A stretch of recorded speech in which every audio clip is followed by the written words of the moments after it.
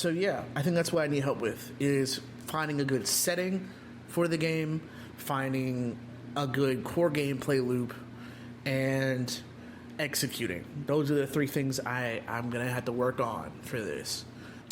What's good, party people? It's your boy. It's Eddie. How you doing? Happy New Year. Hey. But yeah, my name is Eddie. I'm an intermediate game dev. I assume that's who's going to be watching this video. If you've watched this channel before, I make devlogs, regular vlogs, and tons of random shorts whenever I get the chance. I'm not a really committed YouTuber, but if you like me and you want to see what I got going on in the future, please like and subscribe, because what we're going to be talking about now is going to be talking about goals and what we're planning on doing for this year.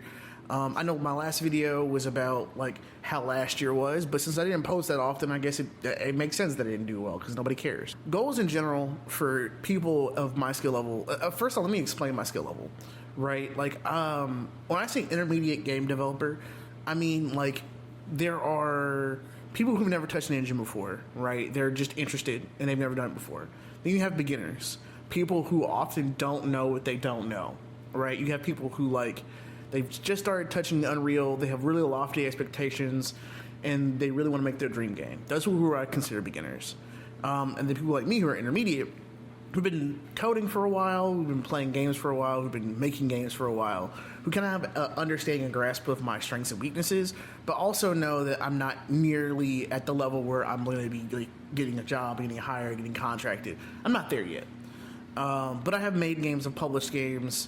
They're mostly mobile games, but the fact that I have done it at all is more than most people. And then, of course, there's advanced, and then in industry people, right? Advanced allows people who are published games. They are currently working on large projects. You know, those are people who are far better at me than everything. They may be multidisciplinary. They may not be. It doesn't necessarily mean that they are or aren't, but they're competent enough to be able to make money off of what they're doing. And then, of course, there's industry people who also range somewhere where I am, but they get direct experience instead of having to kind of hobby everything together. So my goals as kind of an intermediate game developer, at least for this year, is like kind of like it was last year. I want to publish 2 games, right? That's the minimum. But this year, I want to I want to at least work on a long-term project with a team. That's number 1. And number 2, I want to publish a multiplayer game. If you don't know me, and I think I've never talked about it on this channel, one of my favorite games is Mabinogi, right? And if I could give actually, before I say this, I think one thing we should probably leave in 2024, and maybe way before then, is dream games. Like, the whole concept is kind of dumb. Like, it's not that it... Okay, let me rephrase that. It's not that it's dumb. That's a bit mean. But, like, it's a beginner mentality, right?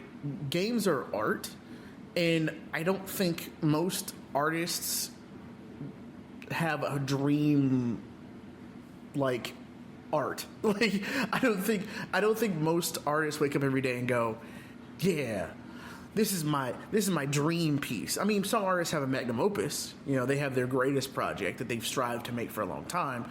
But I don't think any artist goes, yeah, I'm gonna start today, and I've been wanting to make this specific piece of art for the last 30 years. I don't think most artists do that. I think some artists do that, but I don't think a lot of artists do that. At least the artists that I know, they don't do that. They just wake up, they make something that they like, and they keep making it. You know? I think game developers, we have to get into that mentality where we just make stuff, right? Now, that's different than like maybe, you know, you have one project in mind that you really like, you've always wanted to make, it's your goal. That's one thing. But to be like, my dream game, first off, I'm gonna be really honest, I don't think there's too many people whose dream game is a 2D platformer.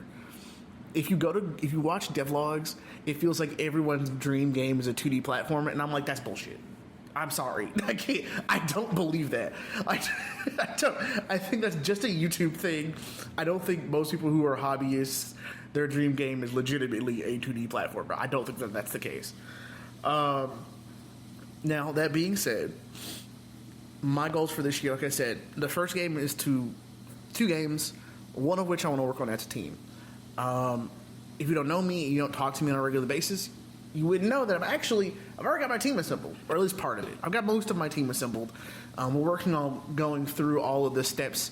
I think what people don't seem to realize is that there's a lot of admin work that goes into teamwork. I think if you got, oh my god, I forgot their name.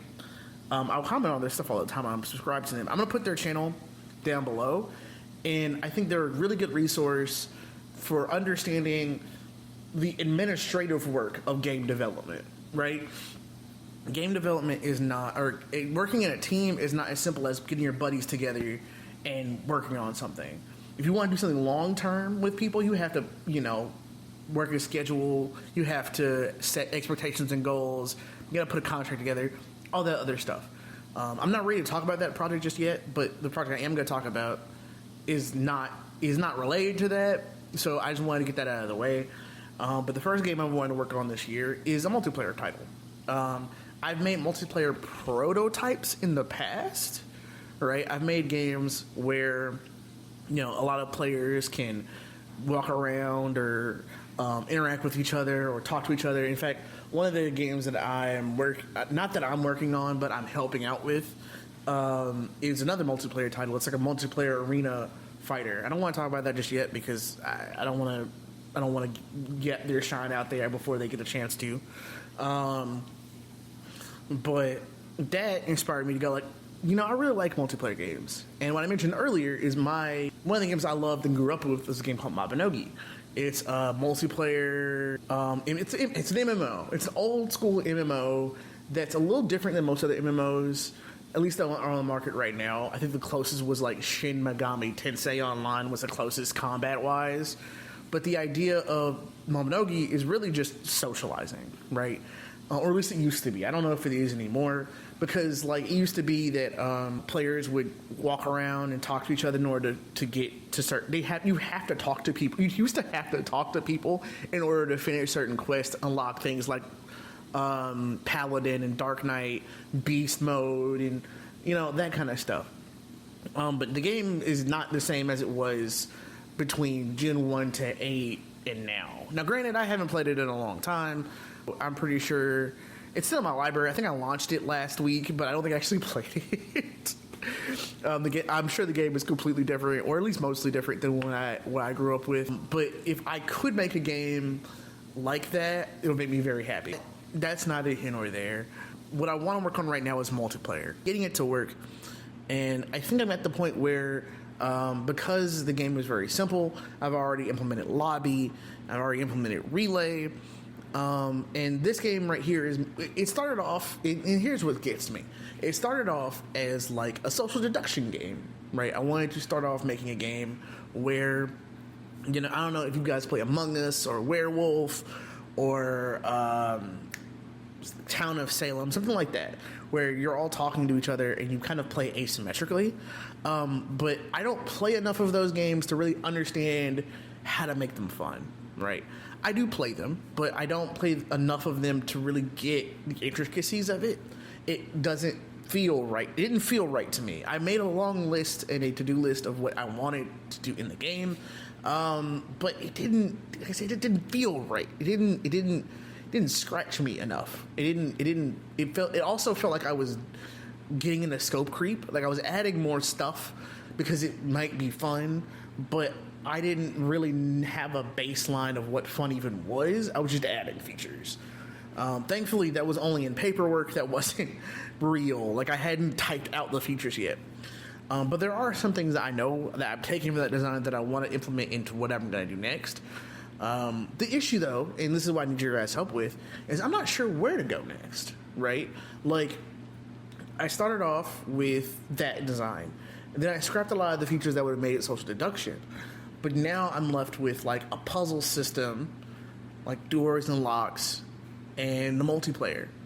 And I'm thinking of making it something kind of third place-y, I've mentioned this a lot about working in a library. And a library to me is a third place. It's a place where people can get stuff done, but it's not work and it's not home. You can meet people, talk to people, hang out. But again, it's not work and it's not home, which makes it a third place. And so I think what I'm having a problem with is implementing that kind of cozy multiplayer, right? There's a game called Web Fishing, and I'm like, dang, that's a smart idea. Sit, fish, hang out with your friends, nothing super serious. Or Club Penguin was like that. Mabinogi, in a sense, was like that. It wasn't super. You can do other things. There's a game there, but most of the actual interaction, most of the actual time spent is not spent playing the game. It's interacting with your friends, and I think that's the part of gaming that I like the most. I play stuff like League and Marvel Rivals now. But, I mean, realistically, I had the most fun when it was me and my buddies in my dorm just kind of loading a game and just playing that joint. Or playing something different. Or, like, hanging out, talking about whatever we're playing and doing something like that. That's where I feel like gamers have the most fun. It's not in the games themselves, but in the community aspect of gaming. And so, I think a lot of actually... people don't understand. League is actually very good at forming community between small groups of people, because in order to play effectively, you need 5 people who can all communicate with each other. So it's basically like It's effectively basketball. League is effectively the video game form of basketball. It's 5 people, all with a different role, who have to communicate effectively in order to score and get things done.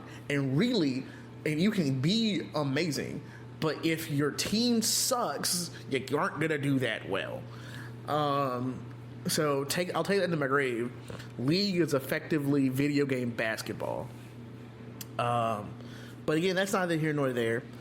I know this video is not scripted, and I know you can tell this video is not scripted because I don't script videos, and I don't script them because it's not very organic. It's not very vloggy to script videos. I know some people script their vlogs or whatever, but I don't do that. And I don't do that because I feel like it's not organically me. When I'm reading off a script, I come off as robotic. And I don't want to come off as robotic. Plus, I ad-lib enough anyway. when I'm reading a script, I ad-lib anyway. And I'll just cut out parts that, don't flow well with what I'm talking about. I do have a scripted video planned, but I don't think it's part of this series. I think it's something different. But as far as devlogs go, thanks you guys for watching. Peace.